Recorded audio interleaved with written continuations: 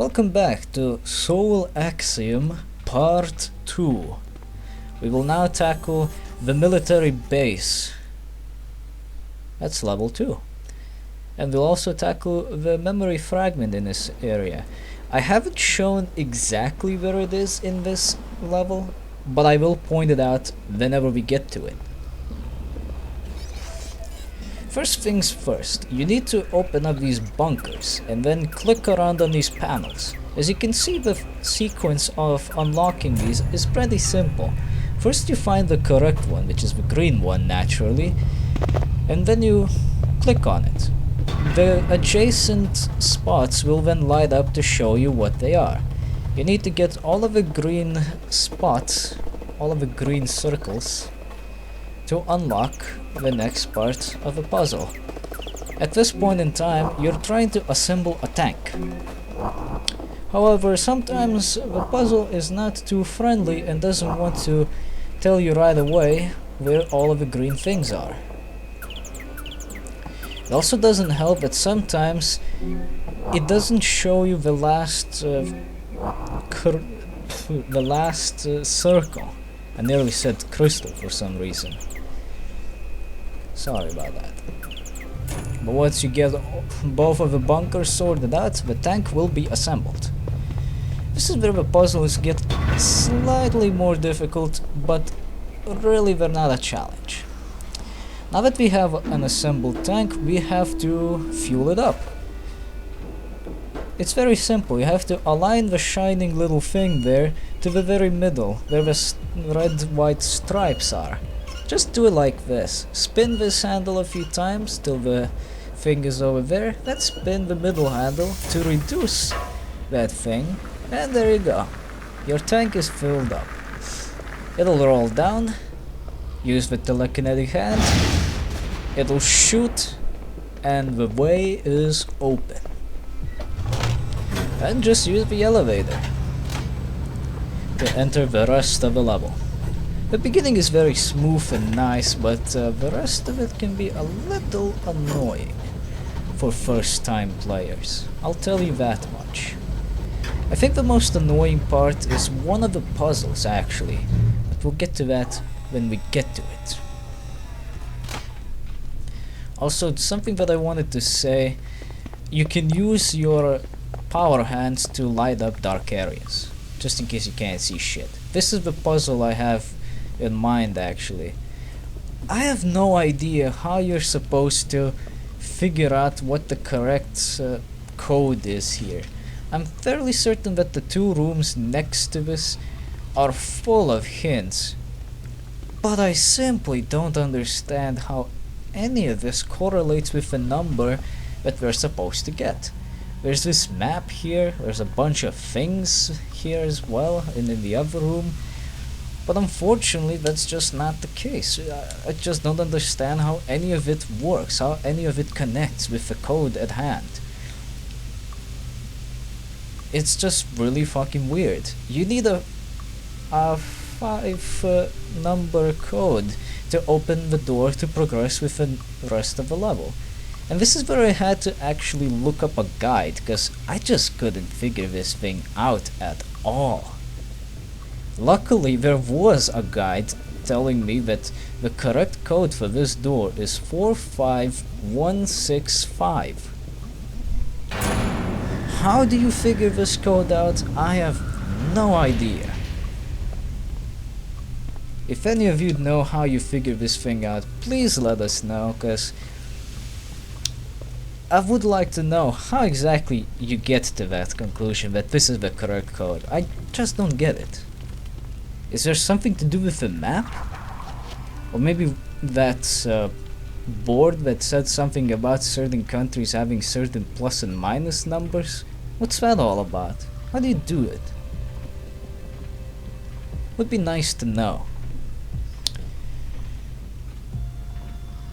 Would be actually nice to know how the first guy figured this out. Like, how did he come to that conclusion? Because seriously, that puzzle is just fucking hard.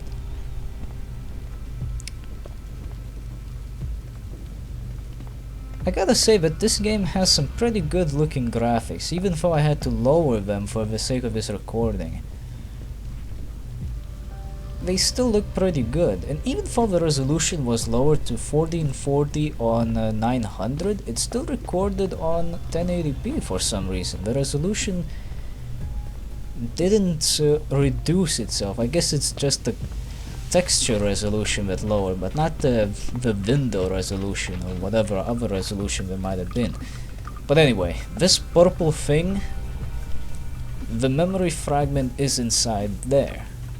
I don't remember exactly how it disappears, but I think you need to trigger the scary priest guy jump scare to make it happen. Like, he's supposed to pop out from behind there, give you the mean eye, then the purple wall disappears.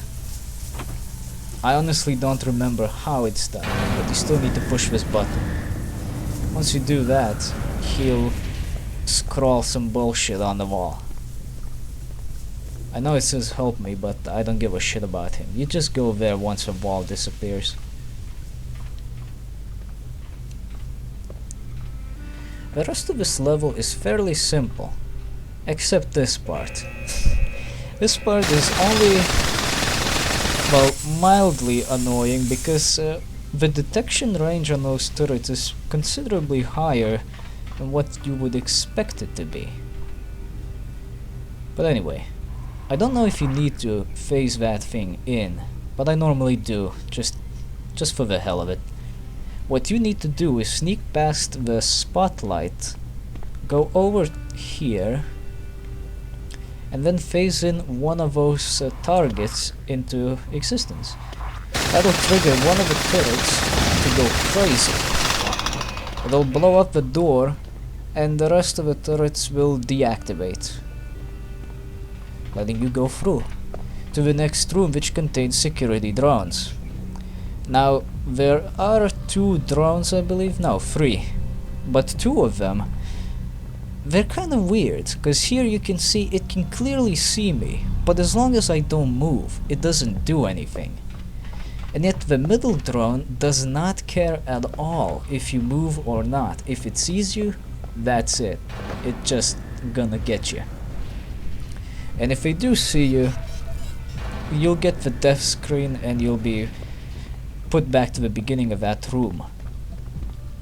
Death has no penalty in this game, it just is an inconvenience, really.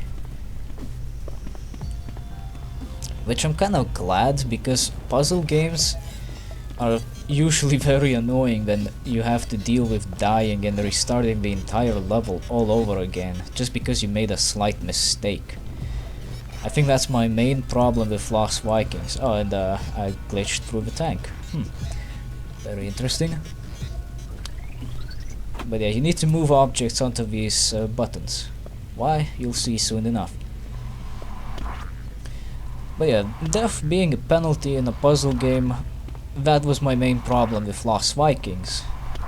Because it's really annoying when you make a simple mistake and you can't just restart that particular area where you made the mistake. Of course, it added an extra challenge, but it also made the game extra annoying.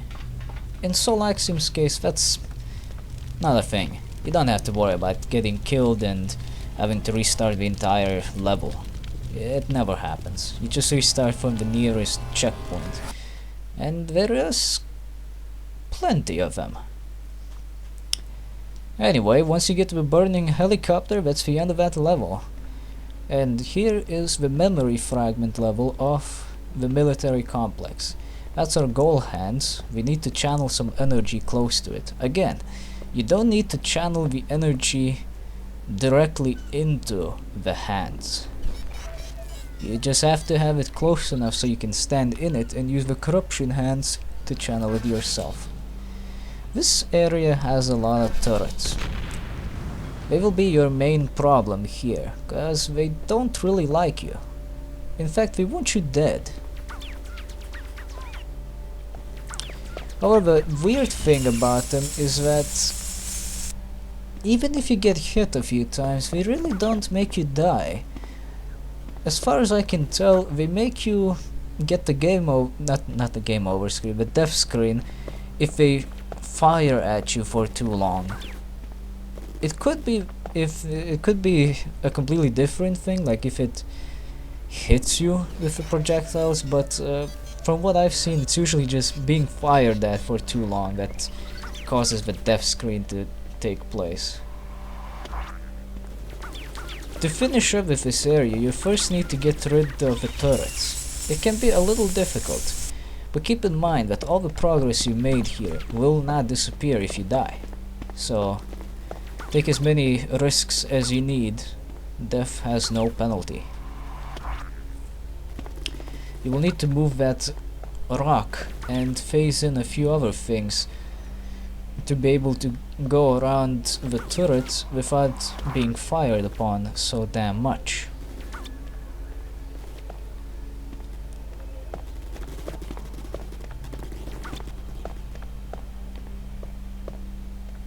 It's pretty safe to say that from this point on you should just run for that turret. Once you get behind it, it will not be able to turn around. It will try, but it won't be able to.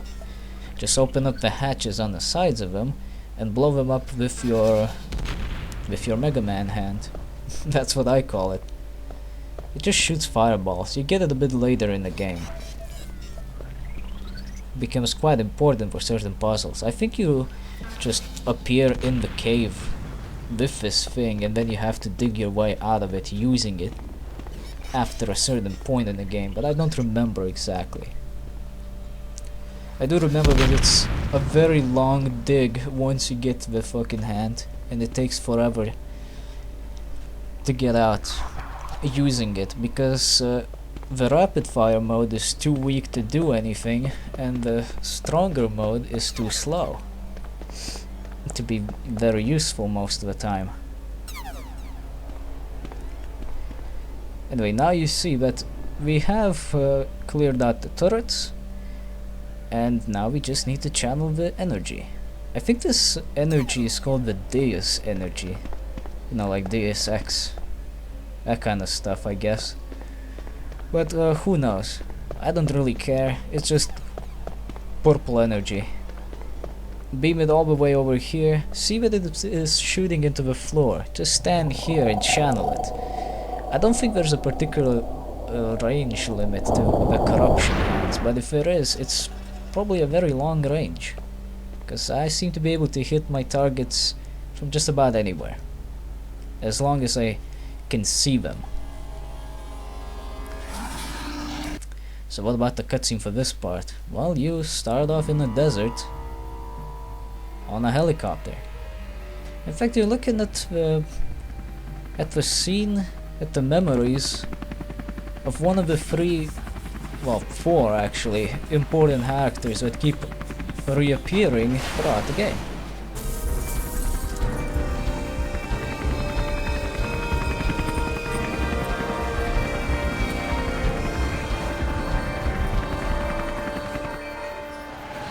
And that's where the cutscene would cut out normally. But here's what really happened.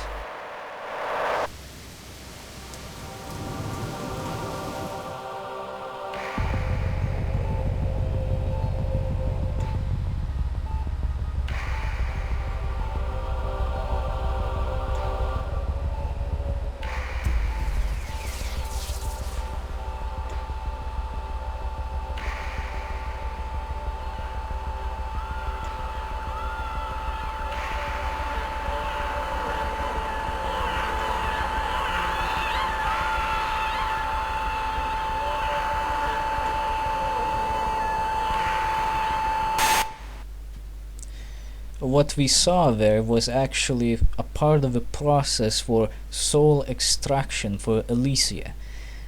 As you find out going through the game, it's not exactly painless as you'd think. It's not just a copy-paste of your brains or whatever like it is in Soma. In this case it's a bit more different.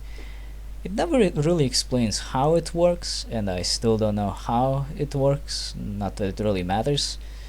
But it does involve scanning and usually involves death. But it is also known to be very painful, which is why we saw all of that. It also makes you light up like a fucking Roman candle for some reason. But that was part 2 of Soul Axiom. Stay tuned for part 3.